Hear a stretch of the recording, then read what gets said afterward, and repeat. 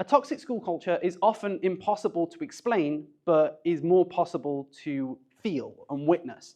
You might have certain leaders where you're able to kind of identify and say, well, they fall into these boats. Fortunately, I've not really identified this myself, but you might have leaders who don't apologize. They struggle to apologize, even though you know they've done something wrong. Gaslighting. Gaslighting is when you might have a meeting and you say like, oh, you didn't really tell me about that. And I'll say, well, you did. I did tell you that, you know. You're not quite sure, yet you're tricked. Now, I know I'm Mr. Forgetful anyway, so that's quite hard for me to identify, but for other people, you might start to notice certain patterns. Micromanagement, this is a really challenging one. When you feel like you've got your own management of time, but you have someone breathing down your neck, telling you that you have certain deadlines, even though the deadline is nowhere near to be seen. But even that, you know, these are specific people. The culture of a toxic school can be really hard to explain, but you will feel it. But I feel like poppies could be the perfect explanation. Let me show you. Here is my terrible field of poppies. Schools love the word consistency. So you'll find that most classes, let's call these all different classes, do the same thing. But at the same time, for a school to grow, you need individuals who are going to be outstanding, that you want those to be leaders. Some schools are really good at celebrating those people. However, you will find tall poppy syndrome. Tall poppy syndrome is when you get a teacher who starts to do a little bit like this. You might see that they're fantastic at different subjects of teaching. You might see that they're fantastic with some sort of technology, and you're not quite sure what they're doing.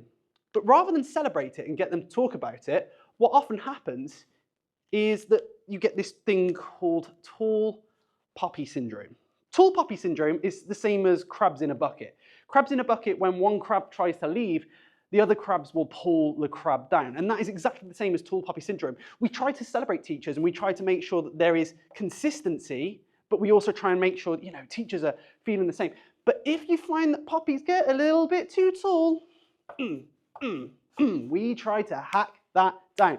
Now, not all schools will do this. There are schools who celebrate other teachers who grow really well. And that is so good to see, because I think it's those schools that perform and do the best. Unfortunately, though, you will see these schools where tall poppy syndrome exists, where we want consistency, yet if one person grows above that because we want to grow as a school, they get attacked.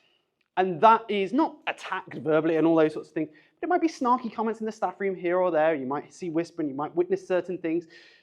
And it's really hard to then find the motivation to continue to grow and to be that exceptional individual, because you feel like, what's the point? And it might just be, you get to that stage and you think, I'm not sure about this. It might be that you're doing something amazing, and rather be tasked and say like, oh, you're doing this really, really well, rather than that be shared, you're asked to do more work, which can also be a real challenge, especially if that time is not given. And I feel like this is certainly something that I wasn't taught when I was in teacher training, but it can describe toxic school cultures. And hopefully it explains it to you. Toxic school cultures can be a real challenging thing to deal with, but hopefully this video has been somewhat useful. If it has, feel free to follow, like, all those bits and pieces, and I'll see you in another teaching training video.